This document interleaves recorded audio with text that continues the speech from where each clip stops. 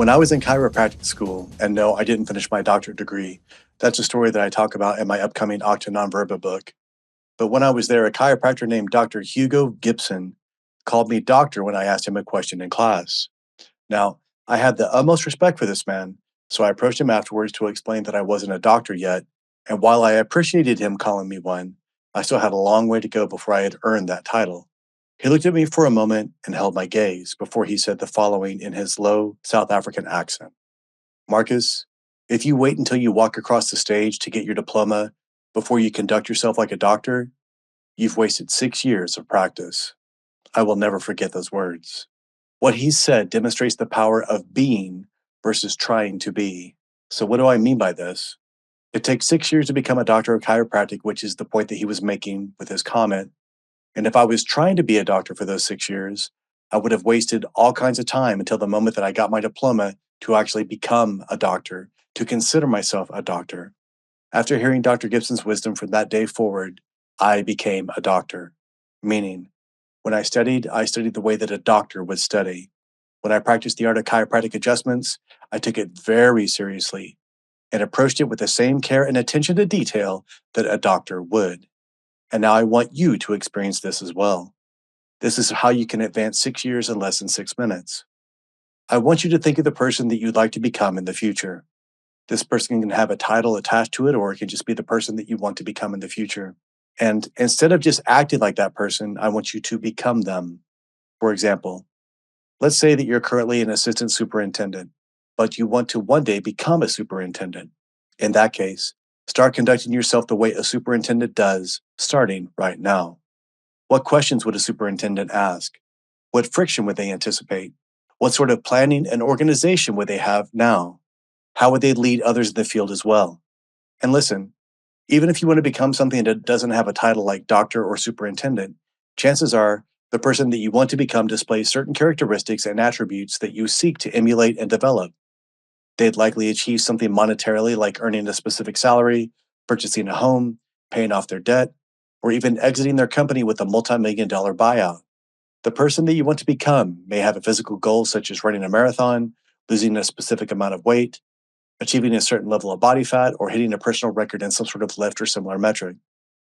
That person may have a personal goal of having more free time with their family, with less stress, and more presence, fulfillment, and happiness.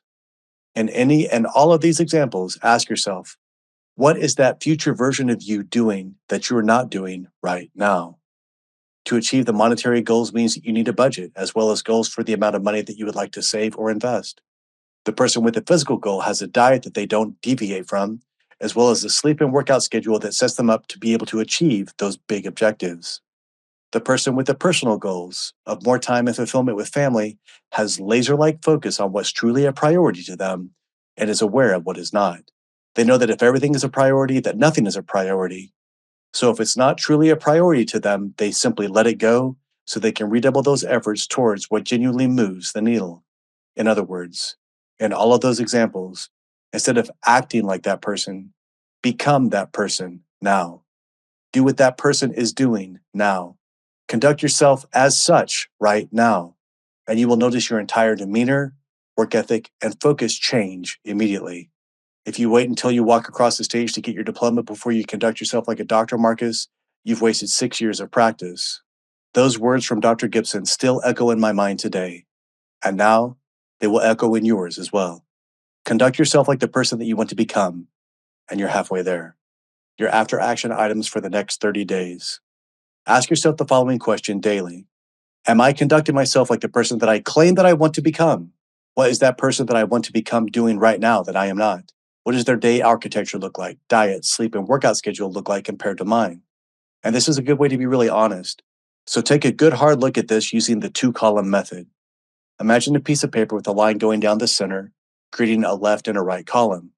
In the left column, imagine all the things the person you want to become does consistently. Now, on the right column, imagine your typical day. Compare the two, see where they do not match up, and then get to work on making them congruent with the person that you want to become. Stop waiting, start executing. Thus endeth the lesson. Thank you for listening. If you enjoyed this or any of the almost 250 episodes of Octa Non-Verba, I highly recommend going back through the entire catalog that includes more Warrior Wisdom episodes like this one, as well as longer, deep dive interviews with guests like the legendary authors Robert Greene and Stephen Pressfield, as well as the peak performer like Octa Nonverba 244 guest and former Navy SEAL Commander Rich Deviney, and my long content interview with Rayram Gracie on Octa Nonverba 242.